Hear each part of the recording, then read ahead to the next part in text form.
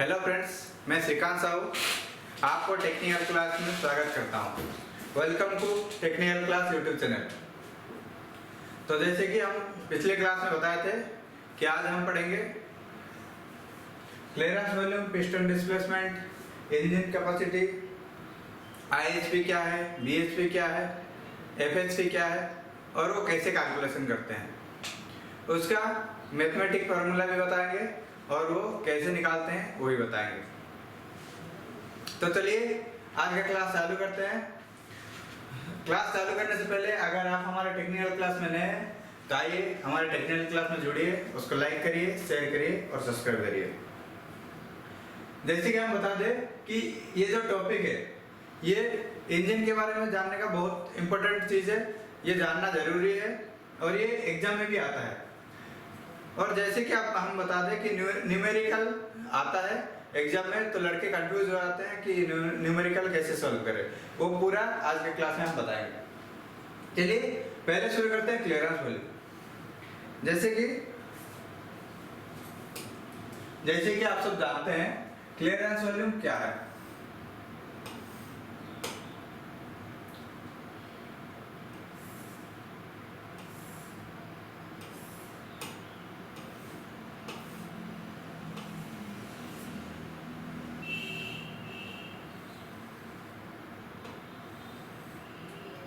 ये जैसे कि आप देख सकते हैं ये सिलेंडर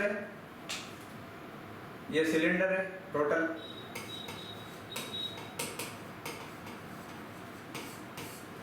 इंजन का सिलेंडर है। और ये जहां तक टॉप मोस्ट पोर्शन, जहां तक पिस्टन जाता है वो है टीडीसी, और जहां लोएस्ट बॉटम पॉइंट जो कि लास्ट है, जहां से नीचे और नहीं उतर सकता पिस्टन, वो हमारा कहते हैं बीडीसी। तो जैसे हमारा पिस्टन टीडीसी में पहुंचा, पिस्टन जब टीडीसी में पहुंचा और बाकी कुछ जगह पे खाली रहता है, जो कि हम कंबशन चेंबर भी कहते हैं। वो खाली जो रहता है वही वॉल्यूम जो रहता है, यही वॉल्यूम जो रहता है इसको क्लियरेंस वॉल्यूम कहते हैं। क्लियर? वही लिखा है the volume of cylinder including the combustion chamber above the piston when it is in TDC position. जैसे हम बोले कि TDC पोजीशन में पिस्टन है, तो उसी टाइम पे उसको क्लियरेंस वॉल्यूम कहते हैं। इसको हम डिनोट करते हैं BC में। ये BC ये आपको नेक्स्ट जब न्यूमेरिकल में जाएंगे तो ये क्लियर होने के लिए हम BC लिखे हैं, ठीक है। तो नेक्स्ट पिस्टन डिस्प्लेसमेंट क्या है? पिस्टन एक जगह से दो और एक जगह पे आने को पिस्टन डिस्प्लेसमेंट कहते हैं। वही है, ये टीडीसी से बीडीसी अगर आ रहा है तो उसको पिस्टन डिस्प्लेसमेंट कहते हैं। तो पिस्टन डिस्प्लेसमेंट है, this is the volume, swept volume by the piston is moving from TDC to BDC, this is called swept volume. तो क्या हुआ, टीडीसी टू बीडीसी जब आएगा piston, TDC to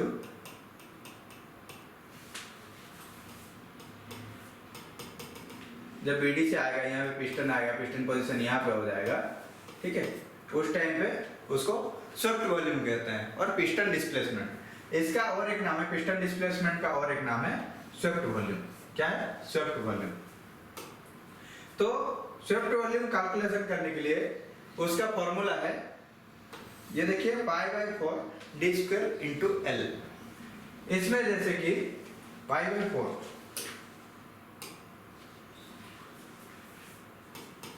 × d² × L। ये जो d है ये है डाया ऑफ द सिलेंडर, मतलब बोर, डाया जो सिलेंडर का बोर रहता है उसका डाया होता है d denote for dia of the bore और सिलेंडर। और L है लेंथ ऑफ स्ट्रोक। जैसे कि हमें बताया कि ये पिस्टन है, ठीक है, ये टीडीसी है, ये बीडीसी है, ठीक है। तो ये जो स्ट्रोक है बीडीसी, टीडीसी टू बीडीसी एक स्ट्रोक है, वो है L, length of stroke. Length of stroke कितना है? तो ये हमारा कैलकुलेशन करने के लिए, क्या कैलकुलेशन करने के लिए, स्वेप्ट वॉल्यूम और पिस्टन डिस्प्लेसमेंट। नेक्स्ट आते हैं इंजन कैपेसिटी। इंजन कैपेसिटी क्या है? इंजन कैपेसिटी भी पिस्टन डिस्प्लेसमेंट की तरह ही है, लेकिन ये कैलकुलेशन होता है कितने सिलेंडर है, कितना पिस्टन को मूविंग करता है, उसके ऊपर इंजन कैपेसिटी है। तो engine capacity, this is a total piston displacement और the swept volume of all the cylinder एन। ये जो ऑल द सिलेंडर हम जो अभी बोले कि टोटल सिलेंडर मतलब जितने सिलेंडर है, 4 सिलेंडर इंजन है या तो 4, 6 सिलेंडर इंजन है तो 6, 3 सिलेंडर इंजन है तो 3, ऐसे। तो एंड VS, ये VS हम जैसे डिनोट किए थे पिस्टन डिस्प्लेसमेंट के लिए, और VC डिनोट किए हैं किसके लिए, क्लियरेंस वॉल्यूम के लिए, क्लियरेंस वॉल्यूम के लिए। तो this is the total piston displacement or the swept volume of all the cylinder N, and VS मतलब swept volume is the piston displacement, then engine displacement or the engine capacity is denoted by VD।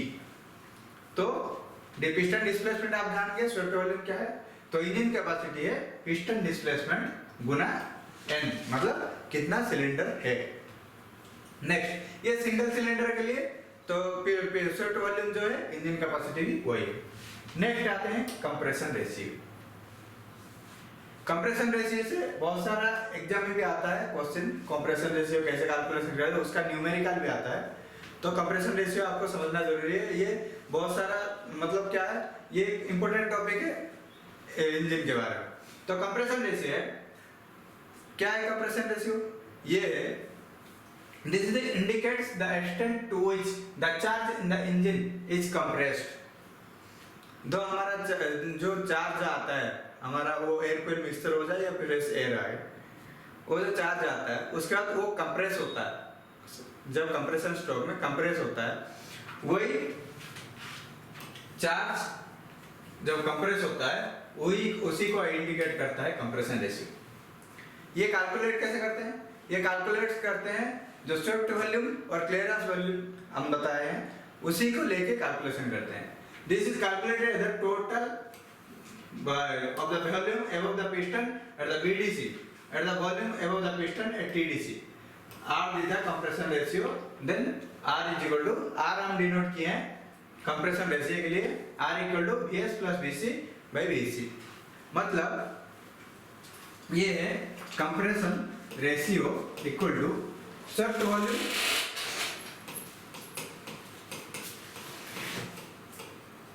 Plus clearance volume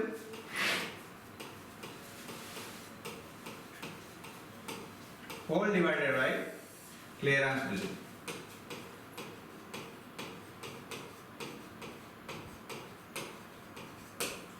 और ये total swept volume plus clearance volume क्या है, ये है total volume. तो हम ये भी बता सकते हैं compression ratio is equal to total volume divided by clearance volume.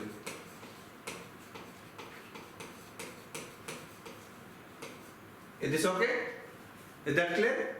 तो कंप्रेशन रेशियो है total volume divided by clearance volume.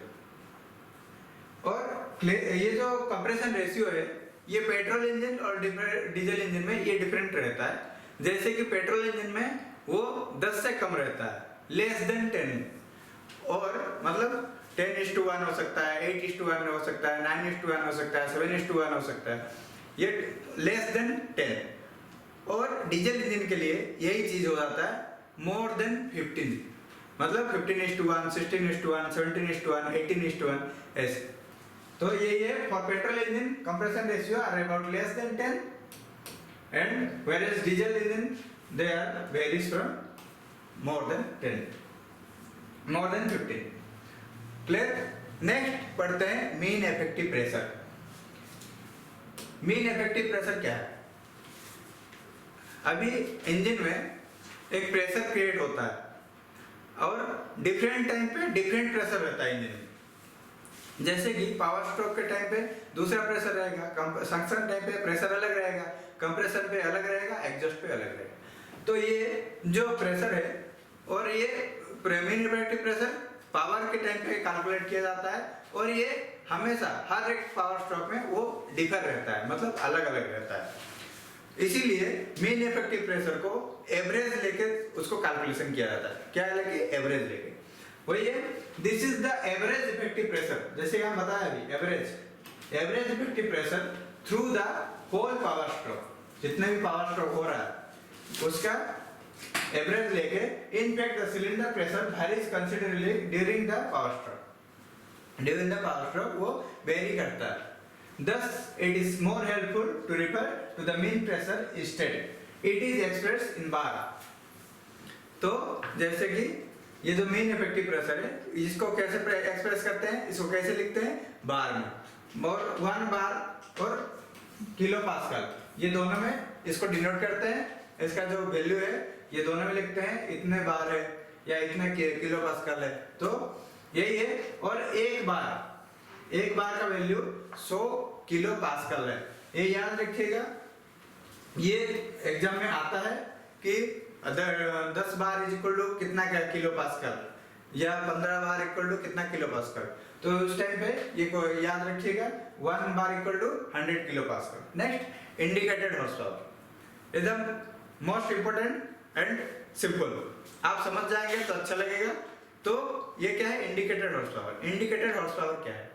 Indicated horse power है इंजन के सिलेंडर में जो पावर उत्पन्न होता है उसी को इंडिकेटेड हॉर्स पावर कहते हैं।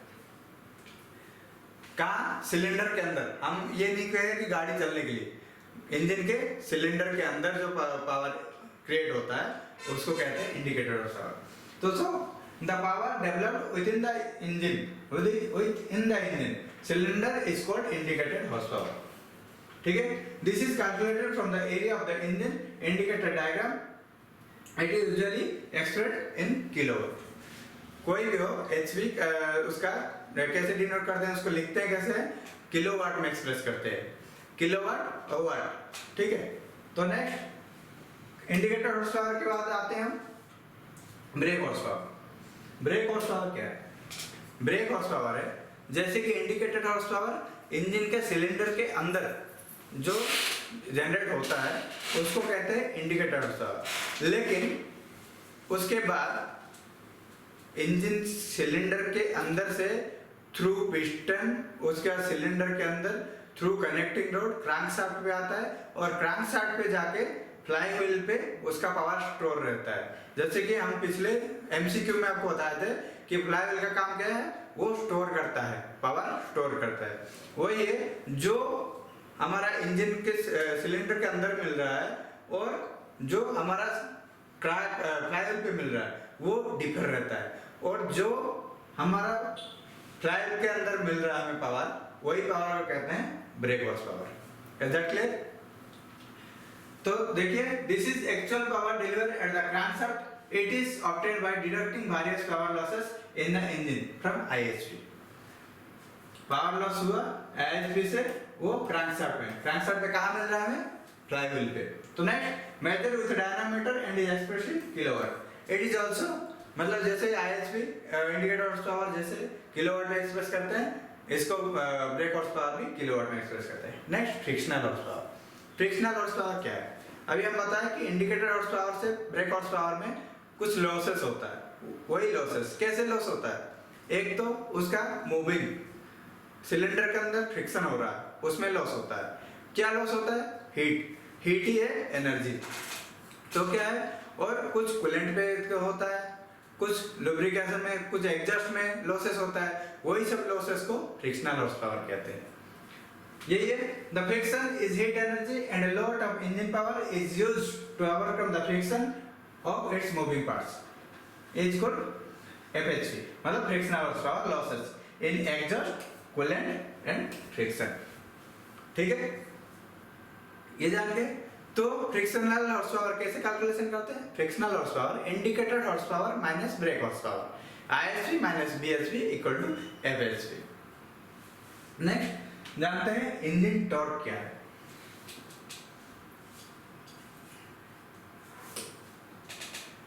इंजन टॉर्क जैसे कि हमारा क्रैंकशाफ्ट को घुमाने के लिए कुछ टॉर्क चाहिए, तो वही it is the force of rotation acting about the crankshaft axis at any given instant of time.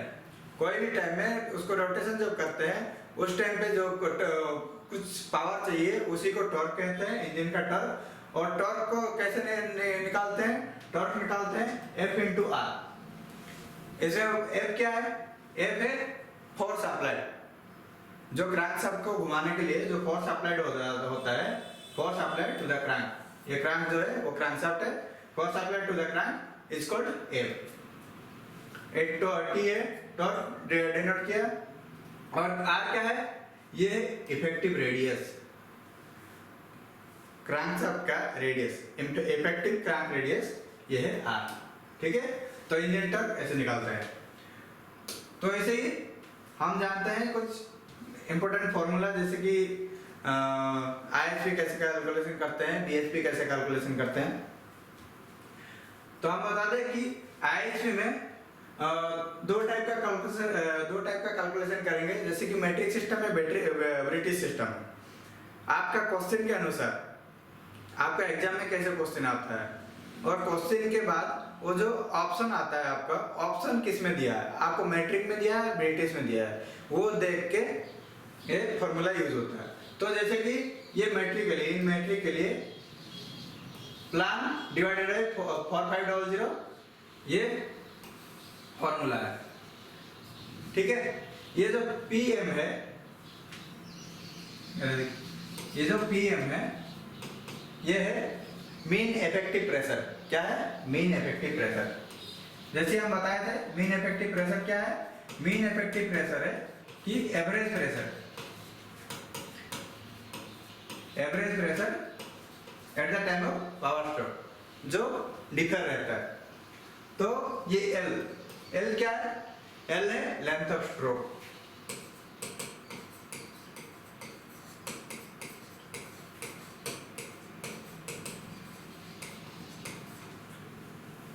A क्या है? एरिया। एरिया किसका? एरिया पिस्टन का। ठीक है, और N क्या है? ये N डिफर रहता है आरपीएम में। N एक्चुअली आरपीएम है, लेकिन ये डिफरेंट रहता है 2 स्ट्रोक इंजन है या 4 स्ट्रोक इंजन है, इसमें डिपेंड करता है N क्या होगा।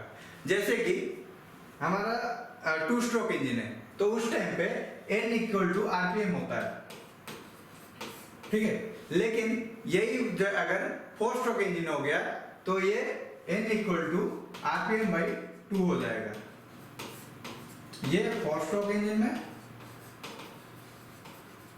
और ये 2 स्ट्रोक। Is that clear? तो next note mean effective pressure, याद रखिएगा ये here mean effective pressure is given in pound per square inch. किस टाइम पे? ब्रिटिश सिस्टम में। और इसमें जैसे मैट्रिक सिस्टम में हम लोग कैलकुलेशन करते हैं, ISP कैलकुलेशन करते हैं, उसमें मीन इफेक्टिव प्रेशर किस में रहता है? kg पर सेंटीमीटर स्क्वायर। ठीक है, और जैसे ये जो स्ट्रोक लेंथ देता है ये मीटर में देता है, और इसमें जिसमें ब्रिटिश सिस्टम में स्ट्रोक ऑफ लेंथ देता है फीट में। याद रखिएगा, ये फीट में देगा या तो इंच में देगा, उसको आप कन्वर्ट करके ये कर सकते हैं। आप जब भी क्वेश्चन देखेंगे क्वेश्चन के हिसाब से आपको आंसर करना है। ठीक है, तो ये समझ गए ये ISP का फॉर्मूला। इसमें डिवाइडेड बाय 60,000 ब्रिटिश सिस्टम में, और ISP जब मैट्रिक सिस्टम में प्लान डिवाइडेड बाय 4500। ये दोनों SP में ही आता है, और SP मतलब हॉर्स पावर किस में डिनोट होता है? ISP किलोवाट में। नेक्स्ट BHP का भी फॉर्मूला है, इसमें भी फॉर्मूला है कि BHP equal to 2 pi NT divided by 4500 HC। और उसमें N क्या है? N equal to RPM of crankshaft, और T क्या है? टॉर्क हम बता दें कैसे निकालेंगे? F into R। ठीक है, next F equal to tangential force of crank pin, और R equal to crank radius. ठीक है, नेक्स्ट ये याद रखिएगा। और ये इन मैट्रिक सिस्टम में BHP भी मेट्रिक सिस्टम में वो फॉर्मूला है, और जब ब्रिटिश सिस्टम में आ जाएगा तो ये ब्रिटिश सिस्टम में। ठीक है, तो नेक्स्ट हम आते हैं कि HP कैसे कैलकुलेट करते हैं। कुछ नोट है आप लोगों के लिए। HP कैलकुलेटेड इन किलोवाट, और इन मैट्रिक सिस्टम जैसे हम बता रहे हैं कि ये किलोवाट में एक्सप्रेस होता है HP, जितना भी है वो ISP हो या BHP हो या FHP हो। Next in metric system 1 HP जोड़ो 735.5 वाट, और इसी को अगर किलोवाट में डिनोट करें तो 0.73 डॉलर किलोवाट, और इन ब्रिटिश सिस्टम में 1 HP इक्वल टू 746 वाट और 0.746 किलोवाट। और हमारा